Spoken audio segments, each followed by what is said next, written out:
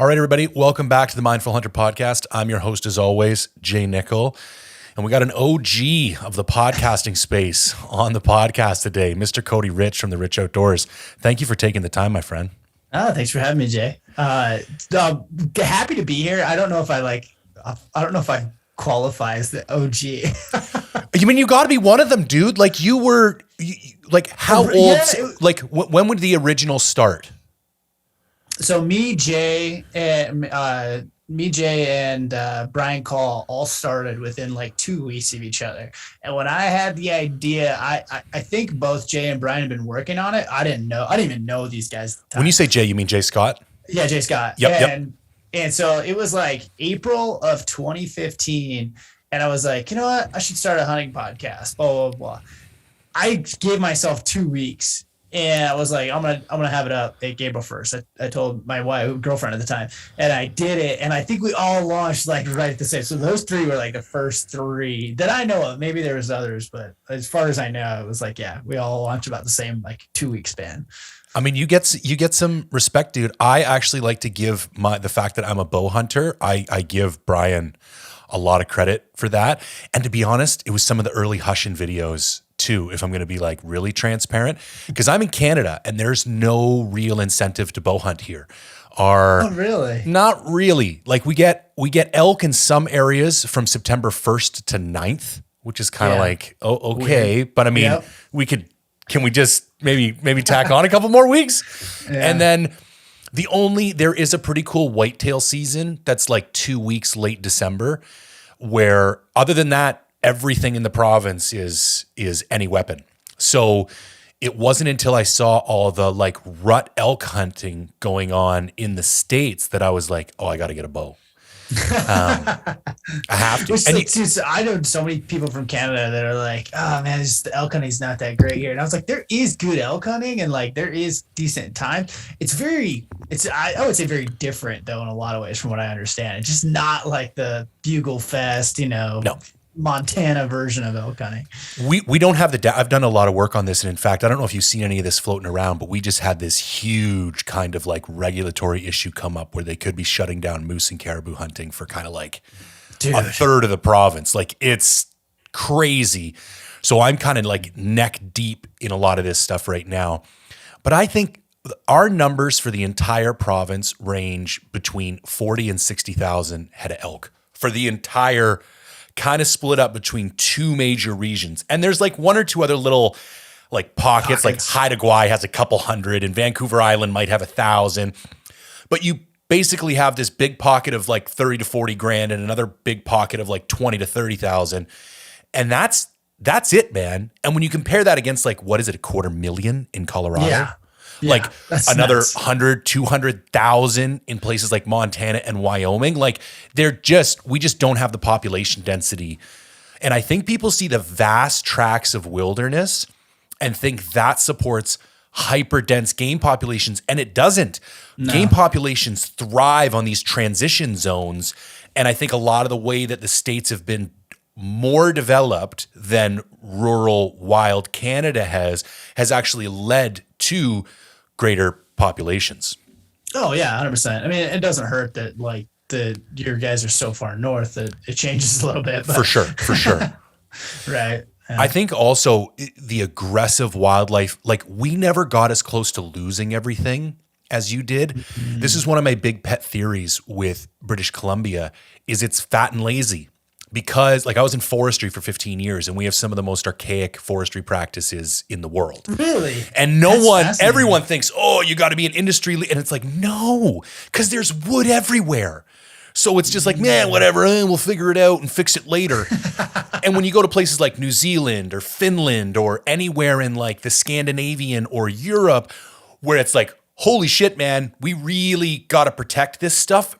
They're light years ahead of us. And I find with wildlife management, it's similar with the states because you were so close to losing it. Everybody knows what that feels like, or at least there's a type of a cultural memory of what that feels like.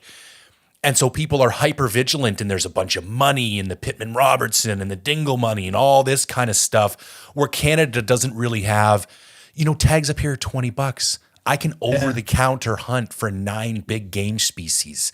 Like That's so I can buy a insane to me. $40 tag for a stone sheep. Like, and I've tried to have conversations with people like maybe we charge more money. And there's this very old school, nope, that's how we do things here. And it's like, well, Yeah, but you know, it's interesting you say that because like, well, on two fronts, like the whole like we almost killed everything. You know, like your biggest mistakes are also your biggest lessons learned. Like, and right. you'll like pay attention to that, and that's true for everything. But it's like, yeah, maybe you're 100% right that like because we were so close to screwing this whole thing up that like now it's like very top of mind. But I also think the second part of that is I like how like someone from would be so into elk hunting when you have stone sheep, you know? Right. It just feels like the grass is definitely just greener on the other side there. No, it's a fair point. And I actually this year, so I'm prepping now for a 14-day solo stone sheep hunt. Hell yeah, good for you, first 2 man. weeks of August. And this will only be my first stone sheep hunt. And I felt like I got bit by the elk bug. And it took me 5 years and 7 hunts to arrow my first elk solo, 10,000 feet, public land, New Mexico. Like if you're gonna, Awesome. I had a mental vision of like how I wanted to do it. Yeah. And it was like, that's how I'm doing it.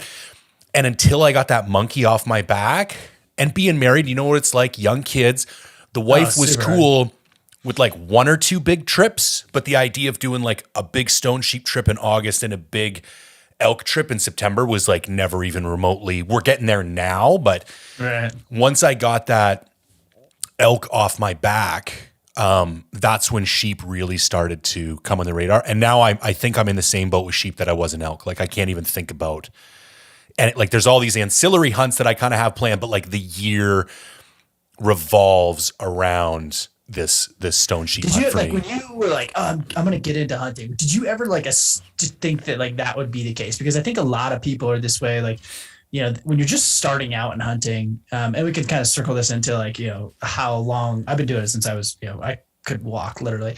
But it's like everyone's at a different progression in their like career, right? And so like the people that are like into sheep hunting tend to be people who have been doing it a very long time, have kind of done all these things. And so people get into, you know, they start out, you know, would you call it adult onset hunter? I love that term.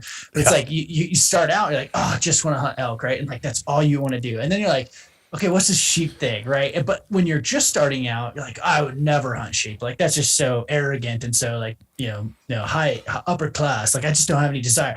You know, it's like it's just funny how like you ebb and flow, and you want to just keep pushing yourself and keep challenging yourself. And you know, like I think the appeal to people from the lower 48 to sheep, it's like this thing we can't just do, right? And it's like even the money aspect has a big draw to it because you're like it's like it makes it almost untouchable, right? And so you're like not everyone gets to go do it, and I think we romanticize it a little bit because it's like this far off land and this creature that's like, you know, so hard to reach, to get to hunt and all these things, and it's like we almost like put it on a pedestal the way, you know, I grew up with elk literally in the backyard. So it's like I laugh when people from, you know, back east or somewhere else are like, they put elk on a pedestal. I'm like, it's just an elk, you know, like, and it's like, yeah, everyone does that. The grass is always greener. Like, you know, there's always some future thing, but that's also the cool thing about hunting is like, there's always some destination to go to push farther and kind of keep going and to keep pushing both your skills and like your endurance and all these other things. So I don't know. That's what I love about hunting. I think another really good example of that for me is bear. Because it was one of those things, like funny story, my wife's a vegetarian and No, really? yeah. There's been an interesting podcast or two. And one of her things was when I first started hunting, because I did do a little bit of hunting with my old man side of the family when I first grew up, a couple big moose hunts, but then out of it for years, got back into it in my mid 30s, early 30s. And her thing was, and we were together when I was starting to get back into it. She's like, that's fine. I totally get it. But like, just never kill a bear. And like, long story short, there's like several rugs in the house now. And like bear hunting is one of my favorite things. But even for me, I didn't have a desire or like it was an easy thing for me to agree to because I was like, yeah, sure. Like whatever. Hunting was just a thing. I almost even think the animal that I was going after was less important at first. Like it was just opportunity. Where I live down on the coast in Vancouver, the easiest thing to hunt is coastal blacktail, Columbia blacktail. And so that's what I spent most of my day hunting doing during the fall. But then once I started to branch out, bear is one of those things that I found I wasn't interested in first. And now it's like an anchor of my year. Like I'd almost rather do bear hunting than now it is. And this is another topic that's interesting for conversation. It doesn't feel the same. I think the lack of an antler, I don't get the same, like I love watching bears, but I could be just as happy to watch like a sow and a couple cubs walking around, and the fact that there's not that much difference between the male and the female, and there's no big rack or like, I don't even know, or I don't know. It just feels different taking down a big mature bear than it does taking down a big mature buck for some reason, but I still love it. And I do, like I've always asked myself about Africa. Like that's one thing that I've always said to people. The only other country that I've ever really been interested in hunting is New Zealand, simply because it's kind of like Canada. Like I like my rugged, mountainous hunting. The idea of going on a safari in Africa, I respect the dudes who do it and I appreciate the money that it puts into conservation, but like me personally, but I always wonder, I've only been like really dedicated for like the last 7 or 8 years. What's it going to be like 10, 15, 20 years from now? Like if we do that, what do they call it? Experience stretching. Like when you get used to a certain sensation and you need to kind of like keep upping the ante so that it provides you the same kind of, sensory feedback. I don't know. Maybe I will be over in Africa in 15 or 20 years, hunting a lion with my bow, but it's an interesting question you bring up. No, and that whole experience stretching is very real thing. And I think to assume that that's not you is like to assume you're some special snowflake and not like every other human in the world. And that's just naive. So like all those things kind of ebb and flow and grow. And maybe there's a little like confirmation bias when we're like, oh yeah, this is why I do it. Right. And I think there's a lot of that in hunting space, but I had no desire to go to Africa until I read a few books. And then it was like, particularly like reading some of Roosevelt's stories there. And then there was a particular experience that popped up on like the availability list, if you will. And it was like hunting mountain kudu. And mountain kudu are essentially the elk of Africa. And so like that was this experience. Like, and once I like put this like tangential piece of like, oh, this is the thing in Africa that I want to go to. I don't really have any desire to go to Africa and sit on a water hole and shoot whatever comes in. No desire. Not like, and that's fine if you go do it. That's cool. But when it was like, okay, I want to go hunt specifically mountain kudu and that particular species on this particular hunt. And like, just kind of like knowing some of the backstory and things like that all of a sudden is like, oh, and I have this sneaking suspicion that once you get there and you do that thing, like it's like oh, wait, now what's this piece? Oh, what's this piece? And I think that's true for a lot of things. Like you could be like, well, I only want to hunt elk. And then you go do an elk hunt. And you're looking up at those mule deer in the high mountains. And you're like, well, okay, well, maybe I'll go see, like you've experienced this thing that's like 1 degree off from the other thing. And like, you keep wanting to like dabble with that. And really the cool thing about hunting is like, it takes you to so many cool places, new experiences and all these new things. Right. And so,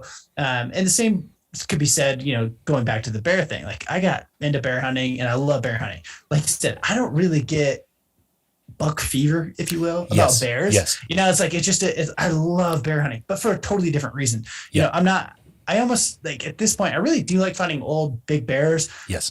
But at the end of the day, like going out with my friends is far more important. Whereas like, when it comes to elk hunting, screw my friends. Like I'm looking for the big thing. Like I have this mission that I'm on. Right. And it's just very different. And like, it's so hard to explain to someone who's never even had any of those experiences to be like, I was trying to explain to somebody the other day that bear hunting is actually the least stressful hunting that I do.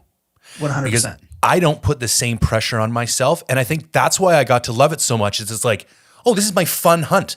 Like I'm literally like, I probably go stay in a buddy's house and we might sit some farmers' fields and walk some logging roads and we're going to bullshit. We rarely go out before 3 p.m. because that's when the big boys tend to come out. And it's like, it's a very enjoyable, laid back. Maybe I get one, maybe I don't. It's BC. You know what I mean? We've got like 70,000 black bears. You probably can go home with one if you really want to, like, and I like it for that because much like you with your elk, I put and I'm just now starting to, like, I'm really trying to work on my presence and I'm just now starting to like, okay, how can I still have a good time stay focused on my goal at a level that I'm going to be able to go home and feel good about the effort that I put in, but also not run this train on myself mentally where like the whole time is just anxiety and stress. And it's like, and I get home and I'm like, what am I even doing? Like I'm tearing myself apart. Like I'm just now finding that happy medium where I can still keep my foot on the gas,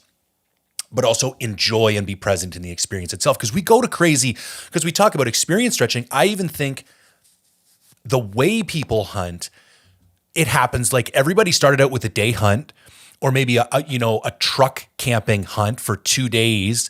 And then before you know it, you're doing 14-day solo hunts for stone sheep, getting dropped off by a plane and unpacking your raft. You know what I mean? It just keeps going and we keep adding all these layers to it.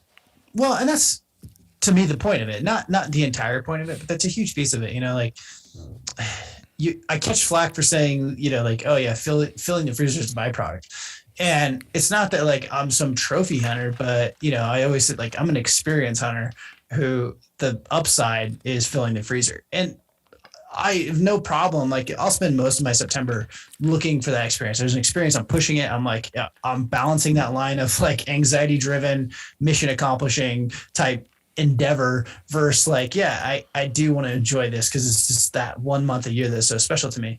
But I also know that like I can pass all those opportunities and then come November, I'll go fill the freezer if I have to, and like, it's that balance that you can never explain to someone who doesn't understand this until they go and they're like, oh man, this is, way bigger than filling the freezer. This is way bigger than like, personal adventure, right? Like I look at like expeditions.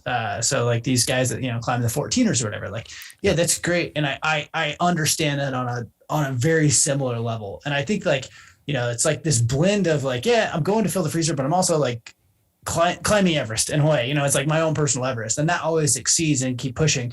And you have to like keep stretching that.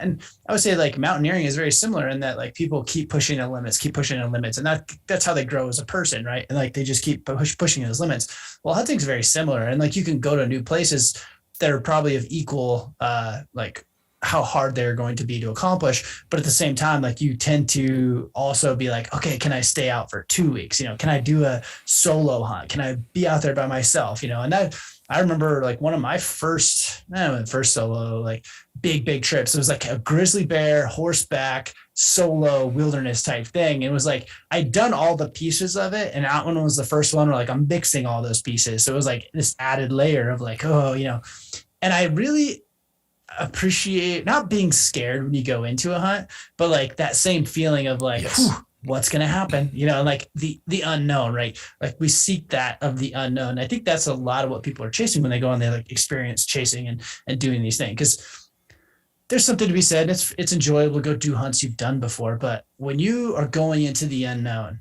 that is where you like start to stretch yourself. You start to feel that like, oh boy, here we go. Like what's going to happen?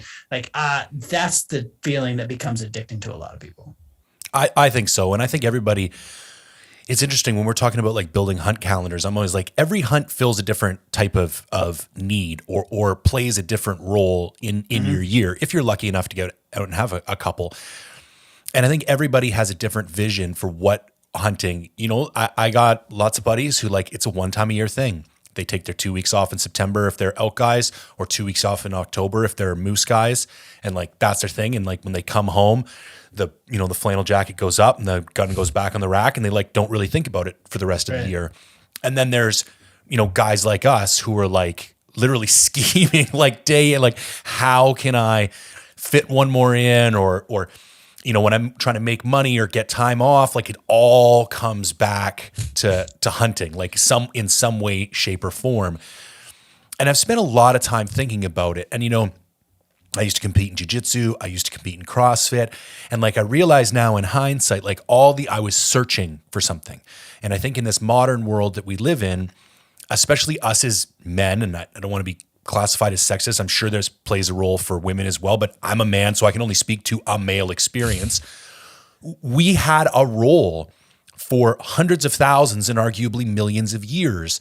And we were like genetically engineered and constructed to have certain motivating factors and find rewards, certain rewards satisfying, and even the way we produce neurotransmitters and how we react to stressful situations, like on a timeline, for 99.9% of it, it was like this one way. And then we have this like little tiny sliver over here at the other end that's the modern male experience. And we're trying to fit this like archaic Neanderthal, mind and chemistry into this. And it's like, that's why we see a lot of like, the mental health issues and the physical, health and obesity and, the anxiety and like all these things. And that's what I realized, like, I need these like primal challenges in my life for me to feel like a whole complete man. And that little bit of anxiety, like that's part of it. Like I need to go out there, I need to face that and be like, yeah, man, I don't know. This is a little, even for me, this is pretty intense, and go through that and come home on the other side of it. And then it's like for the next 2 or 3 months, I can go do like the normal thing again and be like, and have that kind of piece of me taken care of. But then it like builds back up and I need to go back out there and do that. And if I don't, I start to lose my shit. Like I'm not the best husband. I'm not the best father. Like, and hunting for me, and I'm glad you bring up mountaineering. I think other people have different ways depending on your personality. But for me, it's the combination of the intellectual challenge, the emotional challenge, the psychological challenge, the physical challenge. Like you can be as geeky about it or as like non-intellectual about it as you want. Like everybody can kind of define their own experience, but it's the one pursuit that for me brought everything together in its, in its purest kind of form. Yeah, I 100% agree. Like all of those things are like, that's what makes me, like they say fill your cup, but I don't feel like that's a good enough analogy for me. It's like, this is what makes you a whole person. And it's funny because I was recently reading My Life as an Indian, and he's talking about just their lifestyle when the white trapper guy that lived with these the Blackfeet Indians for a number of years, and this lifestyle of like, they'd go on these hunts, right? And they would spend, say 3-4 months, almost the entire summer, just like out living their free life or whatever. And I was like, man, it made me miss hunting so much because it was like almost like carefree lifestyle, but like also the fear of the unknown and all of these things. And like you said, I think a lot of people search that out, whether it's jujitsu, like jujitsu and fitness, super popular, right? And I think it's because we live in a world where like we're just in concrete cubicles and like we're just like stressed to the max and busy to the max, and people need that outlet, right? But like that's their version of it. Not to say it's like a false prophet, but it's like all of those things that once you do like this extreme hunting thing, and like all of those seem like, they're cute, but like they just don't have all the aspects. They don't have the risk factors and all these like, unknowns, right? Like you go to the gym, you can work out, but there's not very much unknown in that. No. And, maybe in jiu-jitsu, there's more unknowns, but like not nearly as much as like going into the wilderness alone and trying to like survive or whatever. And I don't want to like, hey, this is the only way to do it. There's plenty of ways to do it, right? But I think that's what is gaining in popularity. So many people find that like, oh my gosh, this is so amazing. And for me, one of the biggest pieces of that is like, I've always just found that like entrepreneurship and hunting, and maybe this is just the way I see the world, but to me, that they just seem to like be so in sync with each other. Like there's so many things that I learned from one and take to the other. And I've, for lack of a better system, I've always been this like sprinter of a worker. Like I'm really good at like, I'll work my face off, but then I want to like take time. Right. And so I like never fit into like the regular school schedule. I never really fit into like the regular 40-hour a week schedule. Like I'd rather work 100 hours this week and then take a week off, like that's how I operate. And so like, for me, that's always why hunting has been so great. And it's like, I want to just work 11 months as hard as I can. And then like, peace out for a month and like just kind of have those experiences of like being alone by myself on a mountain for multiple days to like think things through and whatnot. And it's just like, for me, it's always been a really good, melting of the two of like, this is what I do. And like, this is what I do. And like, to me, it's like, I feel like it's helped my success, but I also realize that like, that's just, could be how I see the world, because that is the reality for me, I think you're 100% right, man. And I think that's a perfect segue. So before we kind of bring the entrepreneurship into the hunting space. Paint a picture for me. What's early, Cody Rich Hunter 1.0? Like where are we? You're going out with your old man. Like what is it? I started hunting far before I can even remember, from what I'm told. So yeah, my dad was a big hunter, was absolutely obsessed with elk. But I spent most of my time blacktail hunting in Oregon, and so I grew up on a small farm, and so I had places go hike and do things. A lot of kids grew up trapping. I was never even introduced to it.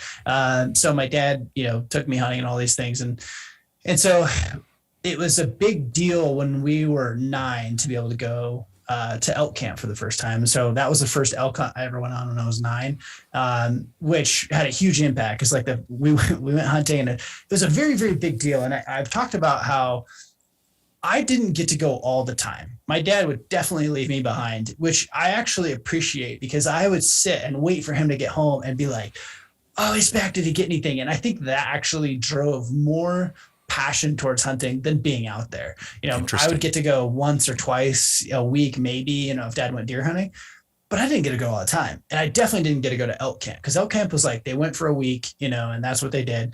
And so when the time I did get to go, it was like, oh, this is it. This is the elk camp, right? Like introduction to manhood, if you will. And so we go on opening morning, and I actually spotted some elk that my dad didn't see. I think I was just so short, I could see these elk bedded. And I'll never forget being like, Dad, and he like looks at me, and he like goes back and like bends down. It was like I could see under the trees this herd of elk bedded like 100 yards away. And so Dad's like, stay here. And like, I think he like looped around, like it's pretty fuzzy from my memory, but I remember he looped around, and all of a sudden there's elk just rolling right by me at like 15 yards. This herd of elk just like piling through. And Dad shoots one, and like right before he shot, this bull, big 6-point, I don't know how big 6-point, stops 15 yards from me and is standing there. And I'm like, and then Dad shoots a spike, and the elk, this big bull, turns, and like he just never went out in that opening, like the way, like he was smart. He didn't go back in there. And it was like, oh, that was the coolest thing in the world, and like my dad kind of idolized elk as well. And so like elk was a big deal in our family and like his group of friends. And so naturally it became a big thing for me, and like it just escalated from there. And we got into archery. I grew up, one of my dad's good friends owned an archery shop. So, they'd go drink beer at the archery shop. It was a super small archery shop, Ballston, Oregon, for anyone who wants to like Google how big Ballston is. And so Dean owned this shop, and, the guys would drink beer, and I'd shoot bows for hours, and, watch elk hunting videos on the TV. And so I guess that's like 1.0. That's amazing, man. That's a crazy story. I had a similar. I felt the same way when I got asked to go to moose camp, because I think it was when I was 12 and I was 13, and it was a big deal, because you were like going away with the men. You know what I mean? Right. And yeah, it was a pretty big deal. So how does that transition? When do you? I mean, is it a pretty big force in your life the whole time you're growing up? Like, is it a part of your identity, right? Or is there a period when you like push back and then come back to it? That's a great question. I mean, it was always a part of my identity, and like I had Outdoor Life magazines, stacked in my room and like categorized by article, and like I was super into it. And I remember I would read Bugle from cover to cover as a kid, and so it was always a part of it. And then you hit sports, and I remember being really frustrated. Small school and sports are everything. So it's like, I remember not getting to go to elk camp during sports. And that was always a big piece, like, oh man, that sucks.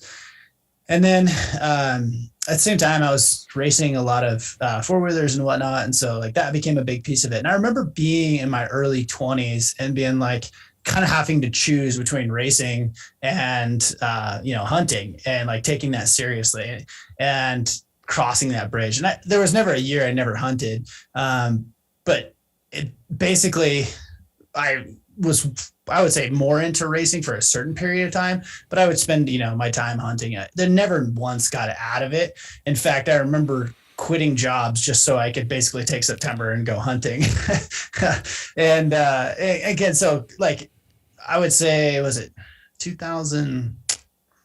Think about this, 2009. So I was 22 at the time. And then it was like, I actually broke my neck, and it was like this giant, like, okay, like I need to like prioritize not racing and maybe prioritize just like spending more time in the woods and hunting and getting to travel. I think at that time I had this thought of like a career in hunting, but it was never like that big of a deal to me. It was more like, how do I create, I was always in this mindset of like, how do I create a business that allows me to go hunting whenever I want, do whatever I want. And so there was a couple of people that I looked up to, and like they were able to go hunting all the time. And I was like, yeah, I want to hunt out of state. I want to do all these things. And I had been hunting like in Oregon and Idaho, which was like a big deal. I remember I must've been 17 or 18 when I first found out. You're like, oh, you can hunt in 2 states. And I'm like, what? That's insane.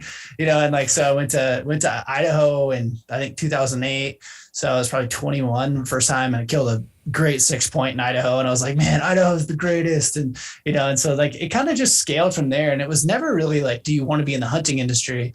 It was more like, how do I just go hunting more? I didn't like zero desire to be like, oh, you have to be this famous person, so you get to be on a TV show. I actually never wanted that. It was just like, how do I go hunting more? Like, how do I get to do this all the time?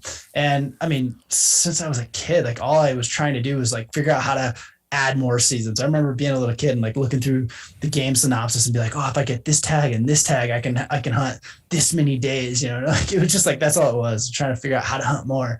And so like naturally the progression, so to circle back to like the hunting podcast, it was kind of like, I was at that point where in my first company, I didn't really want to be in the shooting industry.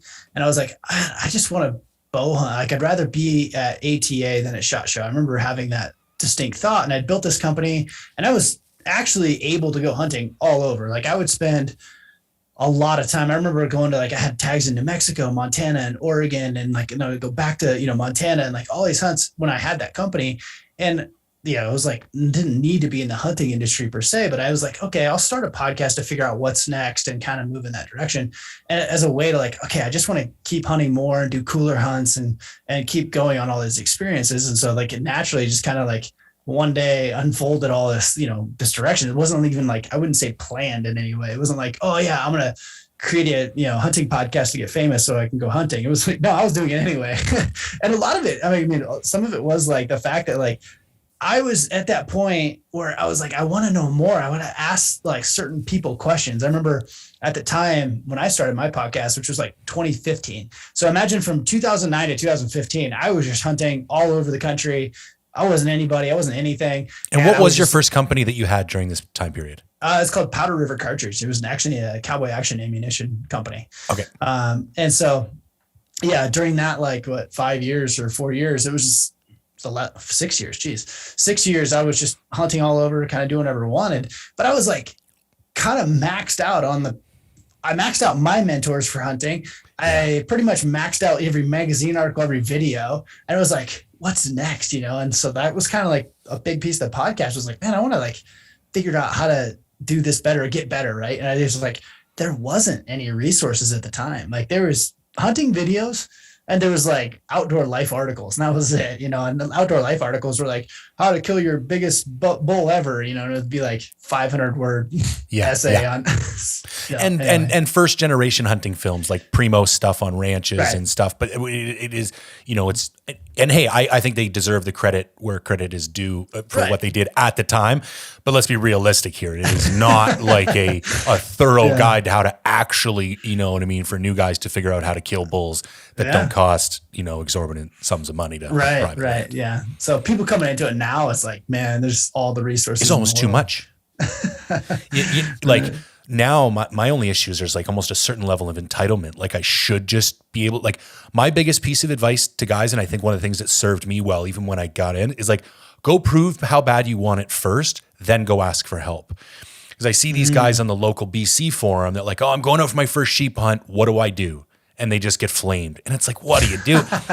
Like, go beat the shit out of yourself for a year or two, then come back with your battle wounds, and then guys come out of the woodwork. Because as soon as you feel like, oh yeah, this dude's willing to do the work, then I find the old guys will send you messages, and like everybody, I get more benefit out of my hunt films where I'm unsuccessful than when I'm successful. Because I'll do this, like I did this crazy winter solo goat hunt, which was, half retarded. That's epic, man. Yeah, it was pretty insane, man. I got my ass kicked and I did not kill a goat. But the amount of dudes who reached out and was like, next time you want to go kill a goat, just give me a call and I'll give you some tips. It was like, and they're legit guys that don't really go out of their way, and they're probably not even on social media. You know what I mean? Like, anyways, I think there is a danger of almost an excess of like information can almost be too easy. I think we treat it differently when we have to work for it. Not even to have to work for it. I do think that people get, and this is very true with elk hunting. People will consume and consume and consume and consume. And it's almost like you need to just decide and do. Yes. And I'd be curious what your thought is, because you kind of just got that monkey off your back. But it's like people want to they get on my Patreon side, and then they're part of Mark's e-scouting course, or part of Corey's thing. And they're like, oh, it's like more and more and more and more and more, which is good, but don't let it paralyze you. Like what's the term, like paralysis by analysis. Like you can sit there and just try to like take in every single thing and then never really do. Like, would you agree with that? Okay, so I just came up with this beautiful analogy the other day, because I was at the gym, and there's people on the incline treadmill hanging on, and like, dude, like I want to hit them in the back of the head with a bat. Like I can't express how angry that makes me. But we're in love with the illusion of progression. And so if I put the thing on a giant incline, I get to tell myself I'm getting somewhere with my endurance and cardio. But like, I hate to break it to you, Karen, you're not. Like, you're hanging on. And I kind of feel this like overindulging in information overload. It's the same reason why we see so many guys training physically. But like, how many days did you spend in the field last year? Oh, I did my 10-day elk hunt. It's like, okay, whoa. You know what I mean? Like, nobody cares how fast you can pick up a sandbag or how many overhead snatches you can do. Right. But I think we use these analogous or proxy activities because they're easier, and they let us tell ourselves, and we get that warm fuzzy that like, oh, I'm working and I'm getting better. I would argue, if you are getting better, it's certainly not at the rate that you could be by burying yourself in the actual activity. Like the best way to get better at something is just to go do that thing. Don't worry about all the other little things. Just go do the thing as much as you physically can, and that's how you're gonna get better at it. You know, it's funny because in the same way, like when I was getting into entrepreneurship, I didn't go to college for any of this, and I almost like, which is great because I felt like I had something to prove, going back to like, Yep. So I had something to prove. So I had to read every piece of information, listen to every single podcast, I had to do all these things. And then like, you just do it, which is okay. It's good. But any great businessman or entrepreneur will tell you to take the 10 best books that have ever been written and just do those. Like, don't worry about all the other BS. And so in the same capacity, if I was trying to become the best sheep hunter in the world, I would take advice from like the 2 to 3 best sheep hunters I could get a hold of. And then I would hone in on those like 10 pieces of the puzzle that I needed to execute. But instead of just like, okay, let's take elk hunting, for example. I do think like you said, you got to be in some shape, but the reality is like the mental toughness is far more. Yeah. There's something to be said for building mental toughness with physical exercise and restraint. 100%. But like, there's also like, hey, I don't care how many sandbags you can throw, how far, it doesn't really matter. Like, you need mental toughness more than you need physical toughness. But the number of days matters. But if you could just focus on like the pieces that you're going to fail at, that's what you can't really know before you start. And what I mean by that is that like when I was in the racing space, I would, you go practice, right? So go to practice on Wednesdays and you do. And then I would mentally rehearse every single mistake I was making 1,000 times. So I was like, before I go to bed, and I still do this to this day of like things I need to work on. Right. Or maybe like the other night I was trying to fall asleep and I was like running through all the e-scouting spots I had just been through. And I was like, what I liked about each one, what I didn't like about each one. And I was like, you can physically do an exercise that helps you get better, right? Like shooting free throws, right? There's a lot of case studies for this. I forget the book. There is a whole book on it, but you can shoot your free throws and how many free throws you can shoot, but you could shoot 10,000 or 10x more free throws in your mind. And that's actually helping you just as much. And so if you could take the same thing to hunting and say, like, for me, it was like, I would make a mistake on elk, right? And I would then replay that scenario 10 times over in my head, probably 100 times over in my head to try to work through that kink so it wouldn't happen again, right? And so like if you could just take, and I kind of did this, for the Patreons, I think it's on my YouTube actually now, is like the 10 lessons that I wish I knew when I started hunting. If you just mastered those 10 lessons, like screw everything else, screw the rest of every podcast and my podcast, everything. And like you just master those 10 pieces of the puzzle, you'd be fine. You'd be just great, dandy fine. You'd be successful, probably 90% rate, right? And it's just like mastering those few things. But the problem is that it takes you, like you experienced with elk, because like it takes you so many years to master those things and you're going to make a lot of mistakes. So it's like, how do you make less mistakes? How do you go through this mental practice of not going to make that mistake, maybe even twice, right? And so like for you, I'd be super curious, like how you would go back and say like, okay, it took me 5 years. How would you shorten that learning curve? So this is, you don't know what you don't know. No, 100%, man. And I know you're a big guy like myself into the Pareto Principle, like the 80-20 rule. And that's a lot of what I hear coming out of your, when you say, the 10 best things, like where can we get disproportionate return for the amount of time and energy that 100%. We're investing? And it's funny, I've thought about it a lot, man. And I've never been great at anything. If I have one thing that I'm great at, it's learning how to do stuff. Like I'm a very systems-based thinker and I have the same process and I apply it to everything. Like if I went through the laundry list of things that I've done, I'm in a very fortunate individual. I've got to do a lot of different stuff, but I take a lot of pride on the fact that I'm a very efficient learner. And I've thought a lot about the thing, and here's the one element of hunting, and I think this is also this piece that makes hunting different than so much else. I don't care how perfect you are, and I'm just going to put a number to it. There's still 10% of this that's completely out of your control. Oh yeah, 100%. And so part of it is almost, here's one of the things, I wish I'd have been a little easier on myself at first. Like my wife had to have a couple of discussions with me. Like I used to come home and I was like, it was bad. Like I was angry for like a month after getting home. And she was just like, you can't do this, man. You're like, I'm giving you 2 weeks and then you come home like a dick. Like you can't. And I was like, she's right. She's 100% right. So I think, but in the same breath, like I love what I hear you're saying, because I am a strong believer that you can't run from failure. I embrace failure. I love that copper taste in the back of my throat that just, I hate and it's just like, I feed on that all year. Like every year when I got home from a failed elk hunt, like that's all I would think about all year. And, I think maybe I did do a little bit of that, the over searching. Like if I think in the first 5 years, I literally hunted elk in Haida Gwaii, a chain of islands off the coast of British Columbia, Montana, Wyoming, mainland British Columbia. So yeah, and I think those are the only places. And I went on 7 hunts. And I did one guided hunt for elk that was like a nightmare. Like I literally threatened to throw a guide off a cliff. Like it was bad. It was bad. And it's funny. It's surprising. I don't have a good answer for that at all. Like what I would do differently. The funny thing is though, for me, that was what I needed, because like I don't tend to lose. And I don't say that out of arrogance. I say that out of discipline.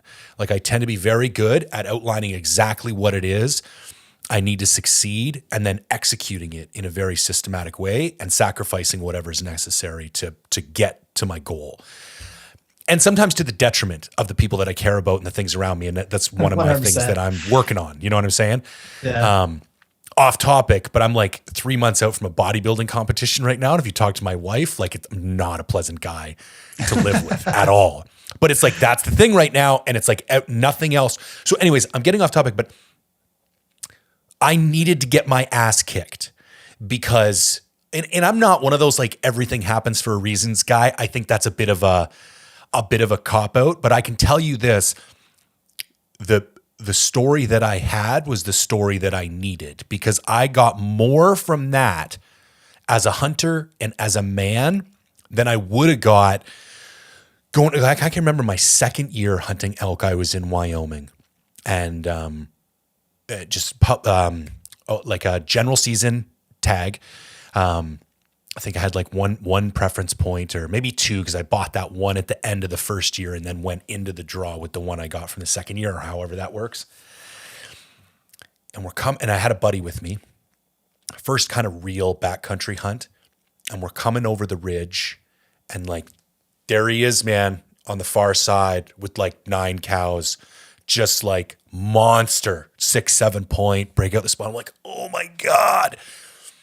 And my buddy starts going, and it's maybe like 4 PM, and he's probably like, you know what? We should go, we'll be responsible. We'll go to camp. They're going to bed, and we'll go get him in the morning. And he tells me the next day that his knee was blown out and he couldn't handle the hike over there.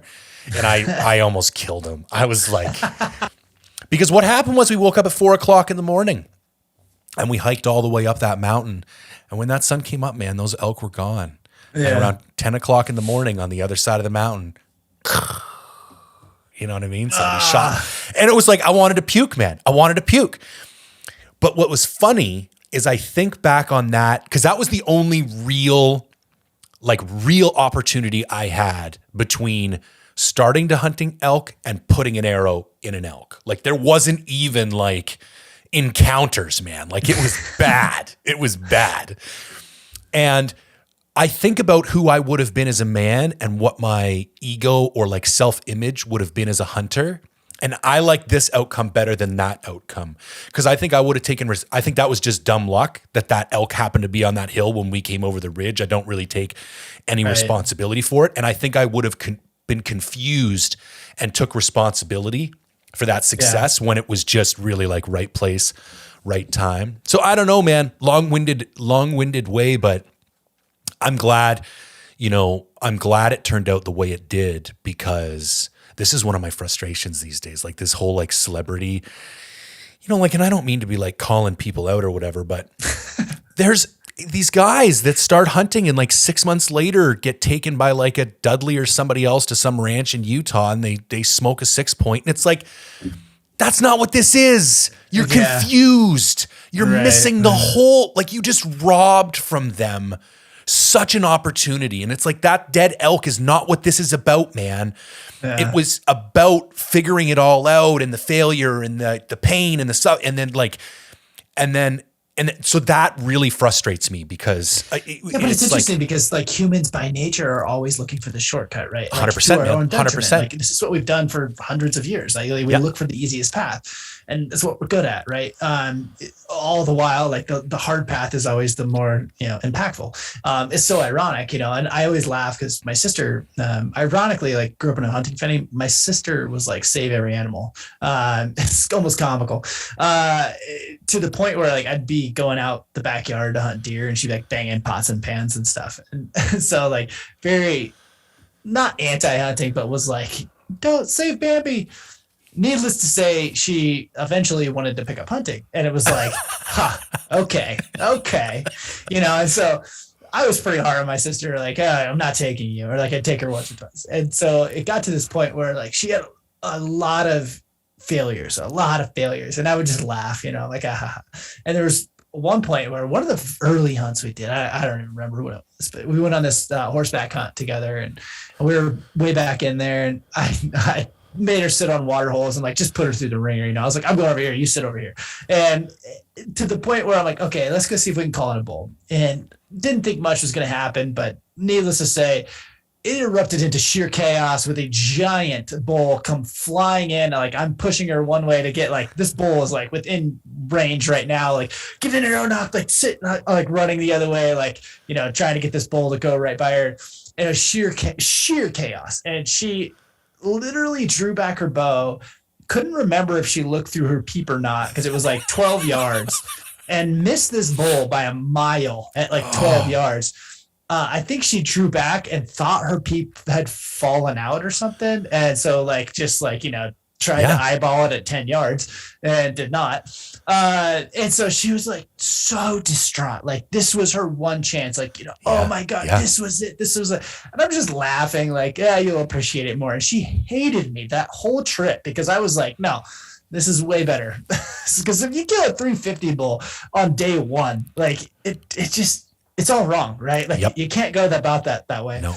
And God, she was pissed at me. But I think in the long haul, it's like, you have to have those, you have to earn all of that, even though like the entire point of my podcast, when I started out was like tips and tactics and how to short the learning curve, right? Like that's what I was all about, like, and all these things. And like you said, like sometimes you can't short the learning curve. You're going to learn from your mistakes. I do think that there's a lot of impact in truly learning from your mistakes. That's where most people go wrong, is they study what to do, but they never study what they did. And they'll spend their entire life being like, what's the better way to do it? What's a better way to do it? What's a better way to do it?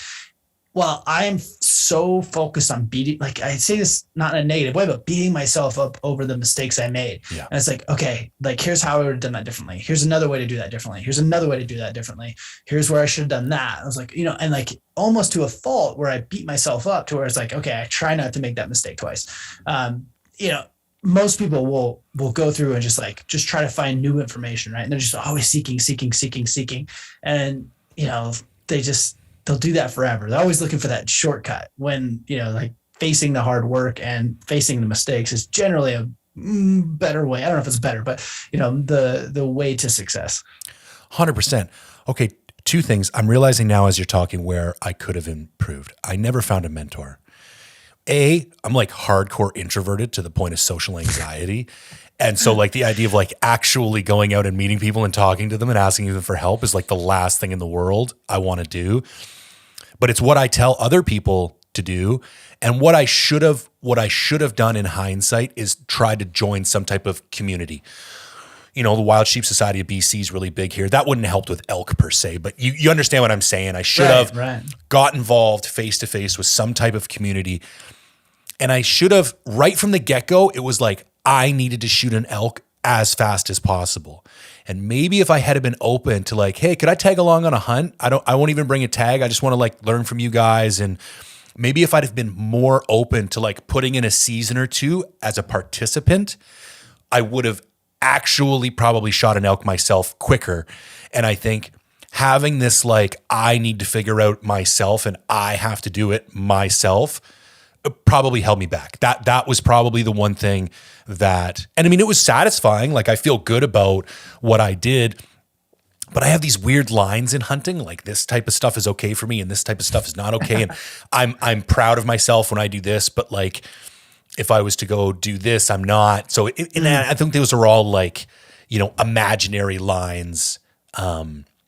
Anyways, I think if you like simplify it to its most basic concept, which is usually the best way to look at something, is you say, okay, realistically, like, what do you need to do to kill an elk? Well, you need to be able to find elk. Well, that could take years to figure out, like, what is, they always say bucky, this looks bucky, or this looks elky. That could take years to figure out gut intuition, or you could go with someone, right? And even if you're not hunting elk, like you could go with someone and figure out how to find elk.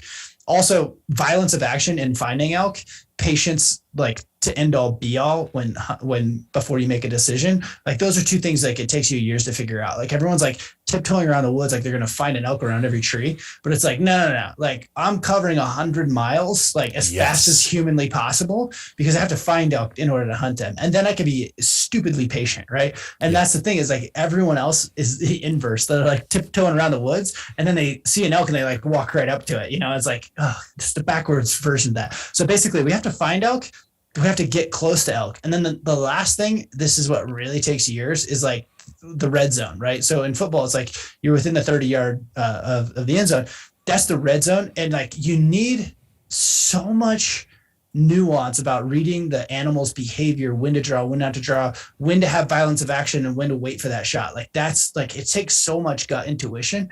And this is why, it takes 5 years to kill an elk, because you only get within the red zone like maybe once a year if you're lucky, and then you screw that up. But the reality is like, man, it takes a lot to figure out like, I can just come to full draw and walk out in the wide open and shoot him. Like, I didn't know I could do that. Right. And like, so being with someone, if you were to ever go with someone who has 20 years of experience, you'd find out that they're ridiculously aggressive when it comes to finding elk. Right. They're extremely patient before they make a move.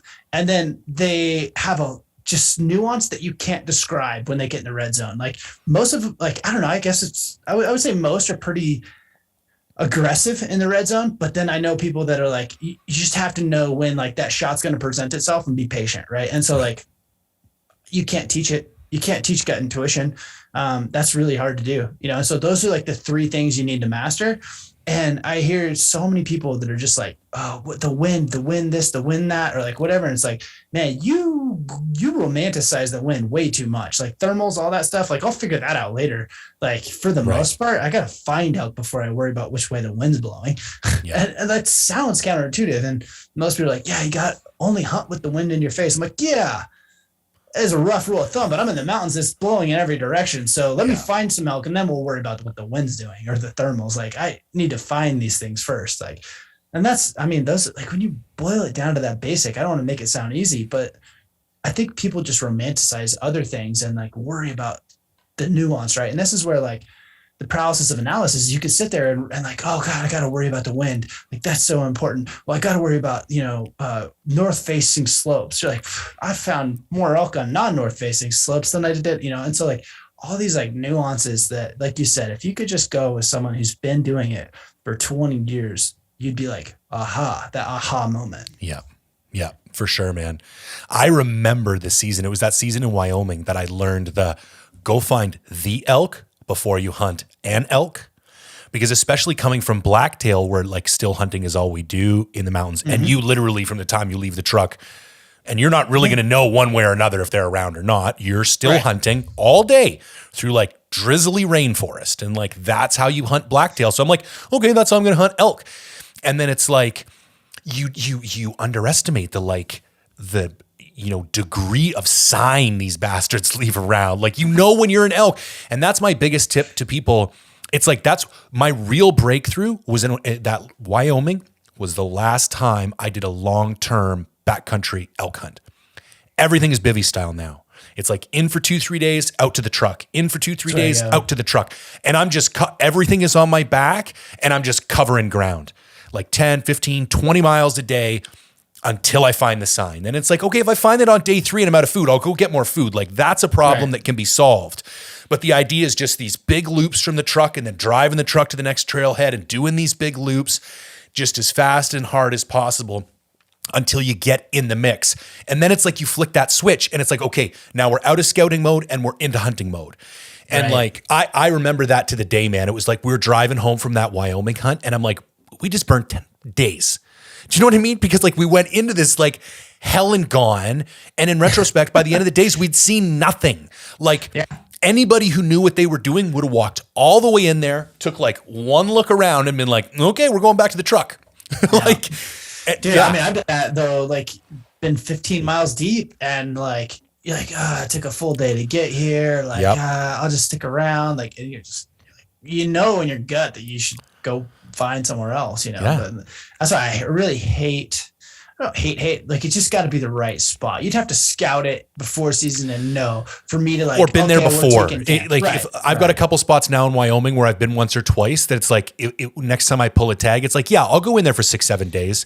I've seen the sign, like, and they're so far back in, like I feel like you're in the 80 to 90% confidence kind of range that it's like, those guys are going to be there again. It might take me a couple days to find them, but they'll be in there for sure. Yeah. And I mean, that's just like a different kind of hunting too. Is like, I spent a lot of time just hunting, trucks and, like you said, like little loops out of the truck, just even day hunting. Like, I think there's a lot to be said for what you can learn doing that because you're getting more at bats, right? And you can screw 100%. This up. If I go in 15 miles and there's like 1 to 2, maybe it's like one group of elk that's made up of 3 herds.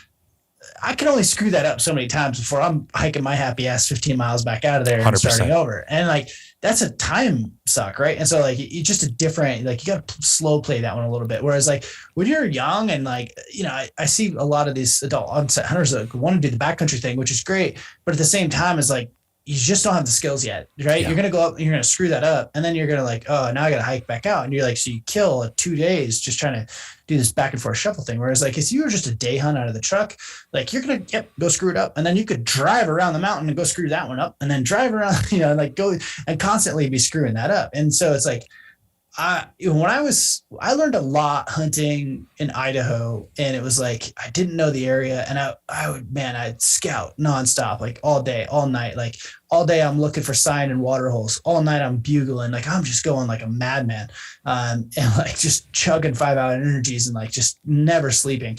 And like, but I had to have so many herds of elk because like I would screw it up, then I'd find the next one screwed up, and that's just the way it was. And then like the more backcountry you got, I had that same mentality, but it was like, then I'd screwed up, like, oh, this really sucks. Like I can't even walk anywhere. And so then it became like, okay, like let's slow it down. Like let's make every attack count. Right. And then it's like, you can get really like methodical about the situation, like waiting for the right situation. But when you're young and, like you gotta screw it up a few times. 100%, man. Okay. I want to switch gears back a bit to the entrepreneurial thing.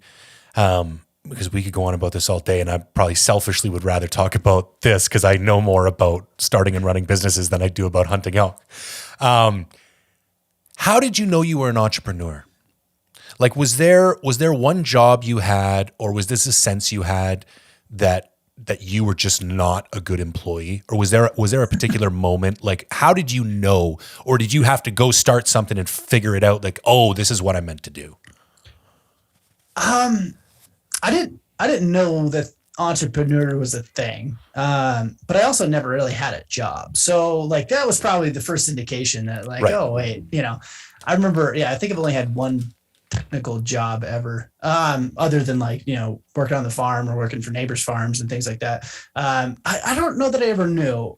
I knew that I wanted, like from a very early age, I knew that I wanted to hunt, and I thought the best way to get there was if I owned a business. I had a few people that were like, they were business owners, and I'm like, yeah, they didn't have to go to school. Like, I had one that was like, dropped out of high school and he had a very, very successful business. I was like, that guy's winning. So it was just more of like a product of my surroundings to say, okay, this is what I want out of life. Like, how do I go get that? And I don't know if it's because I started working very young, but like, I've always had this mindset of like, oh, I want something like, I don't know, new 4-wheeler. Okay, I have to go make money to do it. And so I was like, oh, want elk hunt? How do I make money for that? Okay, want house? How do I make money for that? And like, I'm fairly surrounded by a lot of those people, but like, I never knew, it was like, oh, when I grow up, I'm going to be an entrepreneur. Like it was literally like, mostly, I want to go hunting a lot. What can you do to do that? Oh, well, and it was like, you just don't know what's available. And I've talked about this on my podcast, but it's like, at the time I thought, okay, I can either take over the farm or become a firefighter. I was like, well, a firefighter would get way more time off to go hunting, so I'll do that. And I was like, that was as simple as it was. And then it was like, oh wait, there's people that just make money and they get to go hunting. I was like, okay, I'll do that. I was like, that was kind of the nature of it. And then I didn't go to college, and I think I had a lot of guilt about that, or like, interestingly enough, like, I don't want to say shame, but it's like, I felt like I was behind the curveball. And so like, I just wanted to consume everything. So I started like down this entrepreneur rabbit hole, and I was like, burning the ships, and I'll do this until I figure it out. Cause I knew, like, I ran into some people that were like, that nomadic lifestyle, right? They were on the beach in Bali and had businesses. And I was just like, yeah, I want to do that, but I want to be in the mountains and hunting. And so essentially I was like all in on this concept. I just didn't know how. And so I just figured I'd read everything that there ever was, and I'd figure it out, and I'd go until I figured it out. And essentially that's kind of how I went down that rabbit hole, and it created someone I feel like that's very unique. Like I have like, zero education on like formal background of running businesses. Everything is like trial and error, but I also had businesses that I was always testing things. And so I'd read books and Right. like see if this worked, didn't work, whatever. And then like I joined every mentorship group I could, but like I was about an hour and a half south of Portland, Oregon. And so all these like entrepreneurs that are in Portland, Oregon were, let's just say, very different than I was. So like I was just this weird anomaly from where I'm from. I was like, yeah, here's what I want to do. And everyone's like, what are you doing? Like, that's weird, and so I just stuck with it for a lot of years. And that's how I ended up, I don't know, in the entrepreneur game, if that answers your question. Kind of long-winded answer. No, it does. So now walk me through the chronology of the businesses. Okay.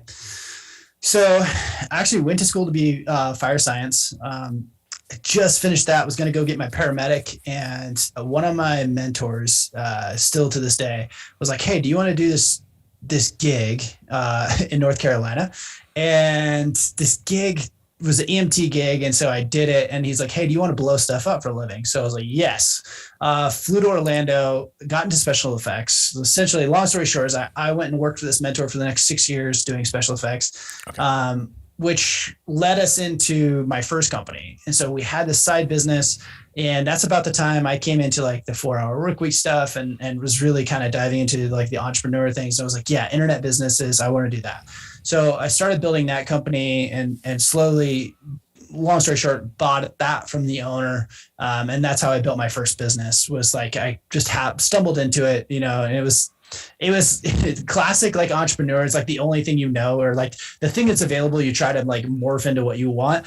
And so like I tried to turn that business turn it into like an internet type business. Right. And that's how I got into the internet marketing world. And then from there, it was like, okay, I started the podcast just to figure out what was next.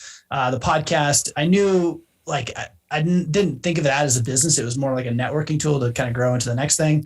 I launched Backcountry Fuel, which I still have today. And then it was like, okay, now it's like I've worked myself out of that company to some degree. I don't know, kind of advisor there, I guess. I'm still there. I work on about 1 day a week. And now it's like, okay, what's the next thing? What's the next thing? And it's kind of a progression. To me, it's like what started as like, how do I take September off, has turned into like building businesses that are self-sustaining, which is like, that wasn't the end goal, but it's a natural progression of you want to take September off. Yeah. And so then when do you come to the conclusion that you want to, create some type of curriculum? Or, at the beginning, I think even before I hit record, I talked about it, you're kind of in this meta entrepreneurial phase where there's this kind of added dimension of supporting other individuals in their desire to do the same thing that you did. So this may sound woo-woo, but I think you'll appreciate it. So probably a year and a half ago, like I was kind of burnt out on doing a hunting podcast and trying to figure out what was next. And I came across this book called The Ikigai. And it's like a Venn diagram of like meaning and purpose and all this. And I'd been like toying around this like concept of like purpose and like what's the end goal, right? Like, and all these things. And so that was when I started doing more entrepreneur podcasts. I really struggled. I was like, well, I have a hunting podcast. I can't just like post entrepreneur stuff. Yeah. And I was like, you know what? Why not? Like if it doesn't grow with me, it'll die. Like that's 100% true. And I think that's even true in businesses. If it doesn't grow with you, it'll die, like because you won't feed it. And so I started doing that and I actually got good feedback. I was like, okay, cool. Like maybe there's this thing here. And then it's like, the more I did it, I was like, no, this is who I want to be. And if people don't follow, that's fine, but this is who I want to be. I'll pick up new people. And I think that's good advice because you can easily get caught in this trap of being what you think other people want you to be. Even when you're like, you think you're doing you're doing the thing, right?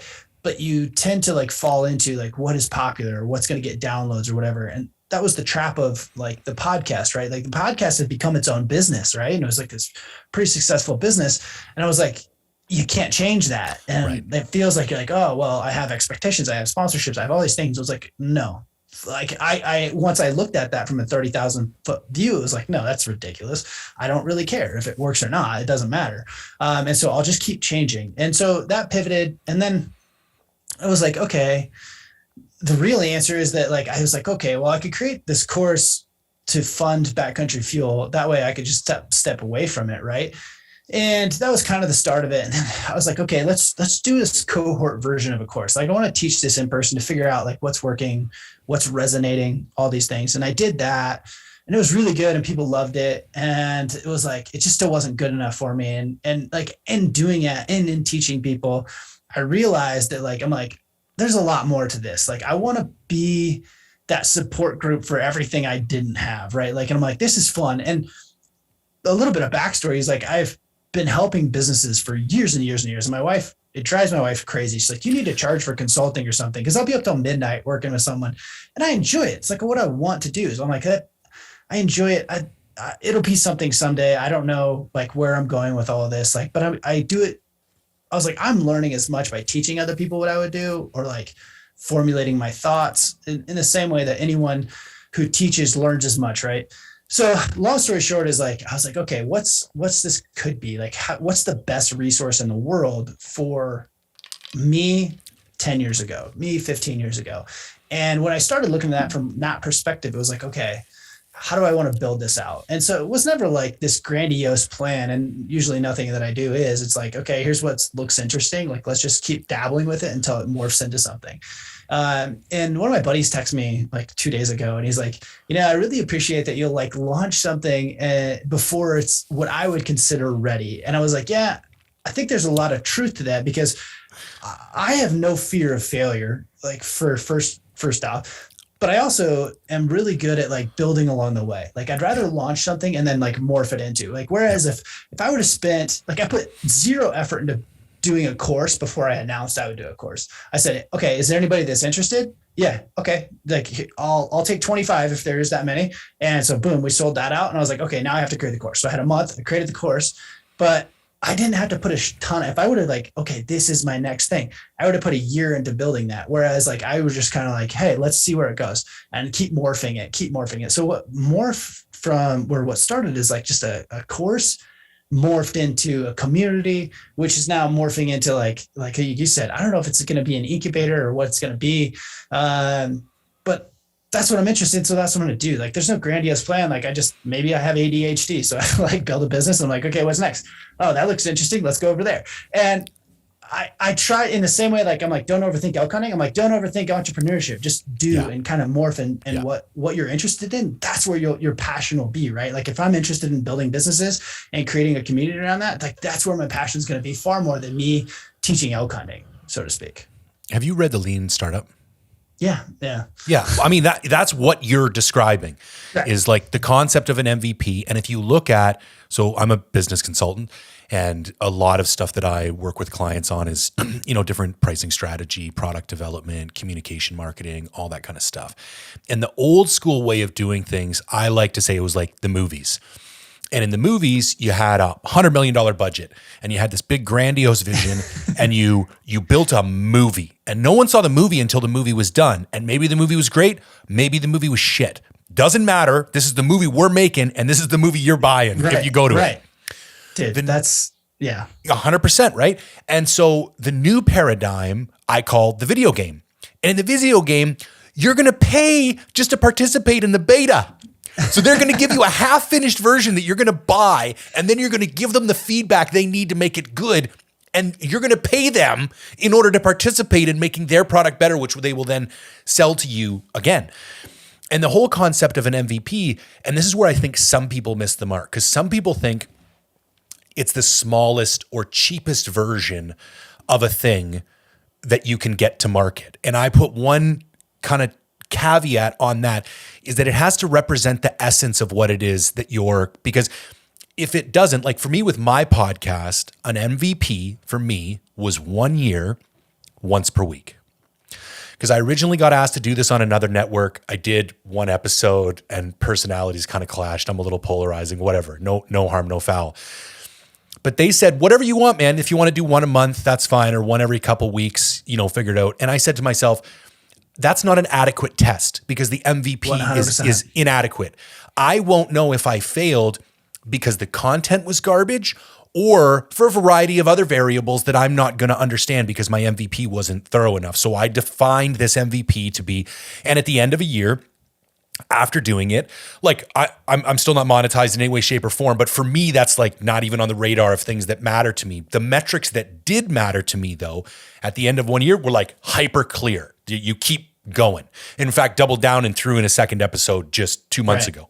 And so I really appreciate what you're saying, because too many people allow that perfectionism and that fear of going to market, to use the business term, with a product that's not 100%, when it's like, that's not even in the top 3 questions you should be asking yourself right now. It's 100%. Like, yeah, we're going to get there. And yes, we will refine it. And yes, we will turn it in. But like, our society just doesn't even operate like that anymore. People don't like, I used to be an audio engineer and a music producer, and I was a DJ and a bunch of other stuff. And we actually, when we started producing music in the digital era, we would actually put, there's like plugins you can use to put imperfections back into music. Right. Because when you make music on a computer, it sounds too clean. The human ear doesn't like it, because we're used to things coming through tubes and wires, and there's distortion and hum and like warmth. And I think business, and I think podcast, I think too clean, too pristine, and too digital rubs people the wrong way. And so while you're fighting this for this perfection, even if you do nail the perfection, that's not what people want anyways. They want authentic. They want a little rough around the edges. They want, real and a little raw. And I think, and when you nail that, that's when you start to like have that confidence to like, let's just make it and throw it out there. If it works, it's going to work. And if it doesn't, okay, then I learned a valuable lesson. Right. But just like with the reps, with the elk, if you're waiting 10 years to plan the perfect backcountry hunt, that's silly, right? It's the same concept. It's the exact same concept. You're never going to learn how to hunt elk. It's just to go get in the truck, throw your bow in the back, and just start walking around in the woods. You're better off doing that than nothing at all. Right. And like, when you get into product-based businesses, like MVPs are a little bit more difficult, right? Because people are like, you just can't ship anything, right? And it's like, well, you're right. But let's hypothetically say I was building a backpack company, right?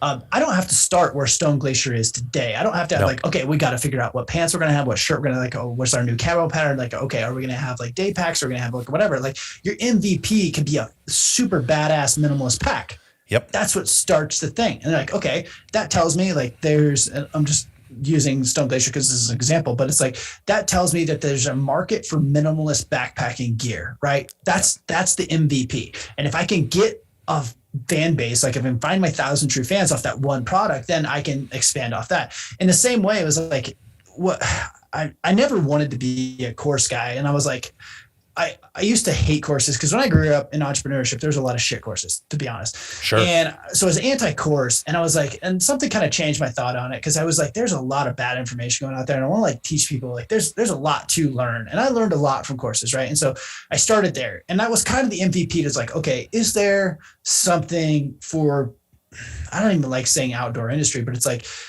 these small town, rural America, like entrepreneurship's a growing thing. And so like, what's my MVP? Like, okay, the course wasn't even really my MVP. It was more like, that was my test group. And so I got paid to run a test group. And then what came out of that was this thing called jam sessions. And jam sessions only happened because we had like a cohort in-person teaching class. And jam sessions were this thing where it was like, okay, after class, we're going to like just jam on some ideas, and I'll talk about like how I would run it or how I would pivot it, or like, give me a business idea. We'll riff on it. And if you don't have one, I'll give you like a couple business ideas, and like, it'd just be like you and I riffing on a business idea. Like, well, here's the problems you're going to run into. Like, here's the things. And when I asked everyone in the course what they liked and like, they're like, yeah, the course was really good. And it was like crazy, but the jam sessions, like, holy crap. And I was like, oh, okay. Right. So like my MVP became like, okay, here's the jam sessions. And now that becomes like, okay, now there's community and we have this jam sessions. Okay, now how do we create all the best resources in the world for this person who's coming into this world, right? And then how do we make it 101, 201, and 301? And so there's still plenty of tiers to go, right? Like, and like, this is, for me, like, that's what's fun, is like building out this new thing that has, I wouldn't say infinite scalability, but very much, very large scalability, right? That's fun. That's interesting. But it also is like my secret way of working on new stuff constantly. It's like me getting to like work on a bunch of different businesses and riff on a bunch of ideas and concepts and stuff. And so like, if I've learned anything that's like, okay, yeah, building businesses is super fun, but when I get to a certain point, it gets boring for me. So like, it's more fun to go work on a new one, shiny new object. And I'm not saying that's like a fault or, you have to like, what does it take your flaws and turn them into wins? It's like, it's kind of like how I did it, but yeah, I'm a huge fan of that. So it's interesting to hear your perspective on it. Like, I mean, sounds like you have quite a bit of background in business and entrepreneurship, at least. Yeah, well, and I did go the education route. So my kind of background was I spent 15 years in the forestry industry as a forestry engineer. So I laid out cut blocks in some pretty rugged and remote areas of British Columbia. And for the last 5 years of my career, I was the general manager of an engineering firm. And at year kind of 2.5, we were growing at a pretty good clip. And I said to my boss, I said, I want to go back to school and do my MBA because we're going through all these growing pains, and either we're going to dump some money into me and I'm going to figure out how to solve them, or we're going to have to bring in a really expensive consultant to help us solve them. And he kind of had to think about it. And he said, I'm pretty sure you're going to quit as soon as you finish this course, but we're going to do it anyways. Cause I think it's one of these, and I've told him several times, like I owe him a debt I'll never be able to repay. Cause at that moment he was a better friend than a boss. And it was a 2-year program. It was every other Friday and Saturday all day. And then the odd kind of Sunday would be like a 3-day weekend. And so he gave me every other Friday off for 2 years, paid, I think 25% of the tuition. It's like a $50,000 degree. And it was an executive MBA. So everybody in it had to be like director level up at some type. So like I was the youngest student in the class. Actually, so my buddy Pete was the youngest student in the class. But like everybody in there was like 45 plus and like some like legit gangsters. And I did that for 2 years, and it was like, I got a very thorough, like traditional business education, like financial forecasting and like all the, buzzwords and all that kind of stuff. But it was one of my strategy professors that introduced the lean startup to it. And I started this thing called, the Disruptive Business Ideas Work Group. And we were already meeting at like, I think class started at like 8 a.m. or something. And most of us were driving in from out of town because it was downtown Vancouver. But I started this voluntary group and we met for an hour and a half before class every Friday. And the idea was just show up with your crazy business ideas and kind of like your jam sessions. It's so fun. Let's just talk it out. You know what I mean? Like, is this a good idea? Is this a bad idea? And then once we were introduced to the lean startup method, and then what happened was, I was coming to the end of the program, and my boss put an ownership stake in the company on the table to me and the rest of the management group. Like, he was going to sell 40% to 4 of us. And I'm at this crossroads where I'm graduating with this MBA. I kind of feel like I've outgrown my role a little bit. Like, I want to go solve really cool business problems. Yeah. I don't really want to work at like this 50-person consulting company. And my buddy was starting a behavioral economics consulting firm. And it was like, he wasn't a behavioral economist, but he was really interested in it. And we started kind of toying around with the idea. And anyways, it'll be 5 years ago in August. Both of us left our full-time gigs, and my boss kind of had a chuckle because he's like, to the day, bro? You know what I mean? Like, you couldn't even stick around for a year. You know what I mean? Like, literally you're going to graduate and like give your notice like a month later. And I'm like, I don't know what to tell you, man. I'm a dick. And yeah, we went and created this company called BeThink. And then we just had this idea, but we applied all these, like the concepts that you've been describing, like MVP paired with customer discovery. And that, yes, there are rare situations when you're Steve Jobs and you develop an iPhone, but that is not how business works. You don't tell people what they want. You show them something, and then through their behavior, if they actually buy it and participate and engage with it, you can have a conversation and figure out what they like, what they don't like. You tweak it, you pivot, you move as necessary, and then you give it back to them. You hope it's better the second time, and it's just this process that you rinse and repeat. Dude, just the way I've done things. It was more a necessity. I remember reading the Lean Startup and being like, oh yeah, like when it comes to books, it's always about like what order you read them in. And so I remember reading the Lean Startup and being like, oh yeah, it's kind of everything else that people are talking about. But it's like that's everything I was doing anyway. But it wasn't like at some genius moment of clarity. It was more like, oh yeah, I'm just bootstrapped to hell, and like I'm just trying to figure shit out. Be like, hey guys, you like this? No, okay. Yeah. Yeah. And so like there's just like necessity. And like that was, that's a big piece. Like the Ideas Lab for me is it's about new business ideas, but it's also about like, for me, surrounding yourself with people who think bigger, think differently, Yeah. and are going to accomplish your goals, right? And like I feel like I never had that being from, I wouldn't even say small town, rural America, right? Like, and that's what I'm really trying to hone in is I don't want this to just be a hunting industry thing.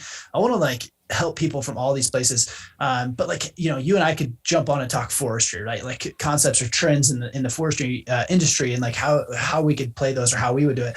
And there's a lot to be said for like, in the same way of like, you were talking about a mentor for elk hunting, like, if I could have just been in a room and listened to my current self and you talk right through ideas, like there's so much nuance in that you don't even understand. And like, that's how you start thinking bigger. And I see a lot of kids that come to me, and I say kids a little bit redundantly, because it's like, there's people that are older than me, but it's like people come and they're like, oh, here's my idea. I'm like,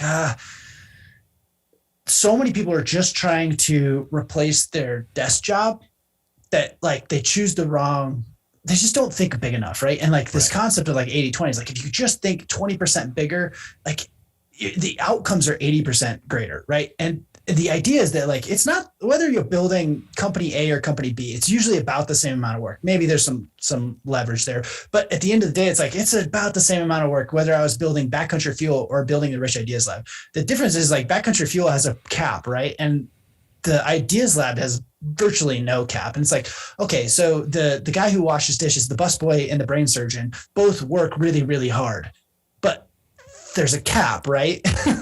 Obviously the guy who's a brain surgeon is solving a much bigger problem. And so like, he has a much bigger opportunity, right? And, when I built my ammunition company, one of the things I ran into is like, I wanted lifestyle freedom, but I realized that I was in a commodities business. And the only way to make that freedom in a commodities business was to grow extremely large, which included a lot of employees. And so like inherently by nature, you add a lot of employees, you're going to have a lot of problems, right? Like it just, you're 100%. Never really going to scale out of that. And I just like, I looked at the future and said, I knew I was basically copying this company, or not copying, but I was like, oh, what they're doing is crushing it. Like, and they were on the same track, right? But they were this huge manufacturing facility that was doing everything in house. And I was like, that sounds gross. I don't want to do that. And like, it was just like this aha moment that like the product I had chosen to build my first company around was never going to be what I was hoping to be. Like, it's like, yeah, it gave me freedom, but it wasn't very much money. So if I wanted a bunch of money, I just couldn't have the freedom side. It was like, and in retrospect, there's probably ways to go around that. But like the ideas, like that's what I want to like help average Joe like learn is like, okay, like if you just think a little bit bigger, like your outcomes could be much, much bigger. And in the same way, it's like, there's just even like, even if you have your own business, like, as like there's like tweaks, pivots, things that are working, things that aren't working. Like I love jamming on that stuff and talking, not just marketing, but like, oh man, if you added this product to your lineup, like how would that look? And like, and trying to increase your LTV. So I'll sit here and talk to, small businesses and be like, okay, well, what product could we add to increase your LTV so we can actually get, some of that customer, that CAC earlier in the process, right? So how do we increase that? And like, you may think that this widget is the end all be all, but if the margin on that widget is so small, like you're just really not able to do the things you want to do and change the impact of the world. Like, like those are like macro level things, but it's like, you don't think about that when you're like, hey, I got this idea for a new pen. Like, like it just, that's what I want to help people, like just show them what it looks like at scale, but then also give you all the resources to help you grow into what that's going to look like, all the things that I wish I had. 100%. All right. I want to be respectful of your time, but there's two questions I promised people I would ask you. And then I want to close up with how people can take some action on some of the things that we've been talking about. Yeah. So the first one's not a question, but it's from my buddy Ramsey. And he says, not a question, but thank Cody for exposing me to Paul Medell and changing my life. #HelpNet. So he says, thank you. Oh, dude, that was amazing. Like, there's one podcast I've done like 3 with Paul, but there's always that one podcast that's just like goes crazy. And that there's one that I don't know, the amount of downloads is ridiculous at this point. But Paul's energy when he talks about elk hunting is like feverish. Like it just like you catch it, right? You like just get Yeah. excited about elk hunting when you listen to that podcast. So And up next, my buddy wants us to riff on sleep systems a little bit, and he gave me some clarification, and I just got to find the message. Here we go. Okay, he commented the question for sleep systems. I know it's a common question, and there's lots of other info. But could you please talk about proper size sleeping bags? I'd like to know which high-end ones we prefer, and then maybe some difference on sleeping mats. Okay, well, we can't talk about sleeping systems all day. So maybe a more pointed question would be, with where you're at right now, what's your sleep system of choice? okay, so this is gonna be a fun one, and this is gonna be like counterintuitive. So I slept like this little Mexican blankie thing in the back of my truck more nights than I slept in a sleeping bag. Was it last year? You know, the year before. And my wife and I were laughing about it because it's like this little, she got these for her dad's birthday or something. And so there's one in my truck, and I would just like always just throw that over because it was like hot. But all this is to say that like people overthink this. And one of the things that's counterintuitive that I would say I do is like when it comes to sleep systems, rarely do I take a tent in September. Almost never have one. Sometimes I bring a sleeping pad. Those are convenient. But for the most part, like when you're talking about, I'm doing like a little 2-3 mile riff out, like generally speaking, I have my sleeping bag and a pad. That's it. Unless it's going to rain, like I really don't use a tent very often. Okay. I just sleep on the ground. And so I took one of my Patreons on this hunt in New Mexico. And I think I took like my Sky Alt, which is like a trekking pole types, just shelter that I slept under one nice rainstorm. But other than that, there was like a number of nights where it was like sleeping bag and a pad. And generally speaking, it was like we'd find an elk. And I'm thinking of one night in particular, like we found this elk and they were bugling in this little hole below us. And we just basically found 2 deer beds and like carved it out and like kicked it out. And he was like, yeah, I would have never thought to do this. I was like, yeah, like tents are overrated. We're going to be here. Like we found this bull at like 11 o'clock at night. Like we probably have to get up, 3 a.m. Like it's going to be a nap essentially. I look at like nighttime almost as like a nap, it's like, okay, like I got to be back on this bull and I want to be up 2 hours before daylight so I can know if he's moving or not. And like that particular night, we slept on those bulls that were, 500 yards away. They were screaming all night and I was waking up, kind of checking on them. And I'm like, I woke up, I don't know, but 2 hours, maybe an hour and a half before daylight. And I was like, I didn't hear him. And so I get up and like, I listened, it was super faint. I was like, hey, they're moving. We got to move. And so I was like, this is long before they were ever up, but I'm like, I got to stay on these elk. So they started moving back toward where they're, bedding area far before daylight. So that's where I'm like, tents overrated, like sleeping bags, sometimes a pad, sometimes not. And I'm like, that's just kind of how I roll. And like, that happens a lot more than not in September anyway, because in September, it's nice. So I run a Stone Glacier sleeping bag. I've been using that one for about 3 years. I had a big Agnes. I don't put a whole lot of value in which bag I use unless it's like November, October hunts where it's like super cold. For the most part, I don't think about it a ton, but like even to say, so I have 3 different pads. I think the pad I used last year the most was one off Amazon for like $30. And I never put a ground pad, and I got one hole all season. That was just straight pad on dirt, cactus, whatever. And I did get one hole in it, and I ended up patching it, and it still works great. But that thing is like ridiculously light. So like there's always this like, okay, light versus durability. And so like I was, for what it is, they're $30, man. Like I can run those, a couple a year and be fine. And they're just ridiculously light. I forget the name of it, but it's, it's got like 5,000 stars on Amazon or something. So like, I just don't overthink it. Like to me, I'm there to kill elk, and everything else is a side thought. So I don't know if that helps or hurts, or like, you're like, that's the wrong answer, but no, man, I love it. I definitely am. I obsess over gear. It's wild, man. So I love the idea that, which is funny. Cause like I think I don't know. I didn't have gear. Like I just always like, it was never a priority. Cause like, I guess when you grow up your entire life doing it, like you just slowly accumulate stuff. And there's never a point in your life where you're like, I'm buying all new stuff for the sport. So I respect that people who come into it are like, oh yeah, I'm going to like go get the thing and I'm going to be doing this for 20 years. So I'll buy the nice thing. The person who starts at age 2 or 5 is like, okay, I've just always had a thing and you're always replacing 1 or 2 things. And I've gotten a much nicer gear at this point than I did for a lot of years. But I would say in my 20s, like I would never have even fathomed spending money on gear. It was always like gas money and tags. Like that's all I really cared about. And those are just different. Like when you come into it, like as a successful professional or adult, you're like, oh, I have some money. I should buy nice things. I think that's completely fair and reasonable. I just never was at that point. It was always just like, oh, I should replace this. It's, I also think there's a high degree of anxiety and the unknown. And then as human beings, we tend to focus in those instances, we focus on the things we can control. 100%, because it gives us a sense of confidence. So if I'm not a guy who spent a lot of nights in the backcountry, I am definitely going to spend a shitload of time like online comparison shopping with sleeping bags because I can own this decision. I can feel in control of it, and it will give me a sense of peace that no matter what happens, at least I've got the right, which is kind of like an empty decision because it's not really going to impact you. Like I say it all the time about solo hunting. Like people are always wondered, they give a shit about what boots or what backpack they're going to wear. And it's like, it's your mind that's going to send you home, my friend.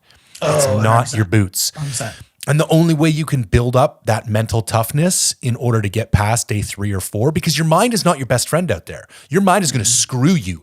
It is going to come up with all these beautifully rational ideas about why you need to leave because X, Y, and Z need your, And then you're going to get home a week later and be like, no, I'm just a bitch. I just pussed out. And then you're going to live with that for a year until you go back. And it happens to all of us. The only reason I know that is because I did it. And then I was like, I don't ever want to feel like that again. And then you just go back out and then you don't come back in. And then you go back out a little longer and you don't come back in. And then you like... But yeah, I agree. Funny because like I think that's where I'm at the point with like using less. Maybe I'm a little bit minimalist, but like I remember a certain mental toughness event where I was in Idaho and it rained for 10 days straight, and like I just bought a new pair of sweet Under Armour boots, and I was like, oh yeah, I got good boots. I was 19 or 20 at the time. Solo Idaho, 10 days of rain. And like I was sleeping in my truck. So anybody's like lived in the backseat of their truck knows like it's not an ideal place to be. And like everything's wet. It's nasty. On this particular trip, I broke out my back window with the floor over there. So it was extra fun.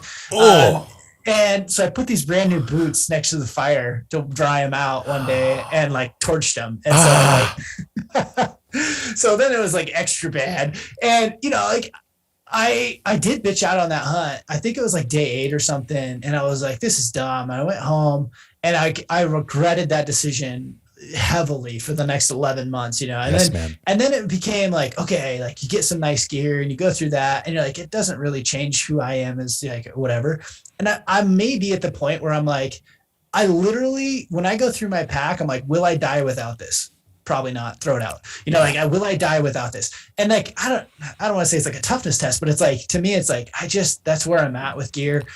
And I do think that has a huge piece of like just growing up doing this without it. So like, I already know that I can do it. If there's something in my pack that I don't use for a year, it goes out. Like, I'm just like, why would I need that? I haven't used it in a year or two. And it's, I'm sure there's going to be a point where like you come across something like, man, I really wish I had that one thing I took out. And that's happened, but I think the longer you go, the more confident you get. You're like, okay, I know what I need and what I don't need. And I don't need that crutch of knowing that I have the nicest gear. Like in some ways, I'm like, oh yeah, I survived off a Mexican blanket in the back of my truck for 30 days. Love it. All right, man, let's close up. Let everybody know. I'll put links and everything in the show notes, but maybe if some of this stuff has been engaging to people and they're getting kind of motivated and want to take some action, let people know how they can get in kind of touch and what's going on in your world. Yeah. So if you guys are really interested in elk hunting stuff, we have a Patreon page that's like dedicated to everything elk. So it's got Wapiti Wednesday podcast. We've been in like, there's a couple hundred episodes on elk specifically. I have an email series when you sign up. It's basically like my how to go from 101 to 201 course. And there's like a 10 video series too of like the 10 principles that, you should master. So all of that stuff, if you're into the entrepreneur side, go check out richideaslab.com. With the Ideas Lab. It's more than just like the jam sessions. There's actually a couple courses in there. So if you want to make an extra 10 grand, there's like a how to side hustle 10K. There's another course that I worked really, really hard on called how to make time and money. And it's like all the principles that I learned in building my first 3 companies. And so, yeah, there's that. And it's going to be a lot more. It's going to be really cool. So we'll have to have you on as a guest, and we'll riff on some business ideas in the Ideas Lab. So it'd be fun. Anytime, man. It would be a pleasure and an honor. That was great, man. Thank you so much. I really appreciate you taking the time. That was better than I even hoped for. Good. Glad it worked out. All right, man. Enjoy the rest of your day. You too. All right, guys. There you go. Cody Rich, the Rich Outdoors, Rich Ideas Lab, etc. That was awesome. If you guys aren't motivated or a little bit inspired to go kick some ass after that, I don't know if there's anything else I can do to help you. So if you could, in return, engage with the platform in any way, shape, or form, it would be greatly appreciated. Like, comment, share, subscribe. If you want some merch, mindfulhunter.com/shop. Any of your support is and always will be greatly appreciated. And as always, thanks for tuning in.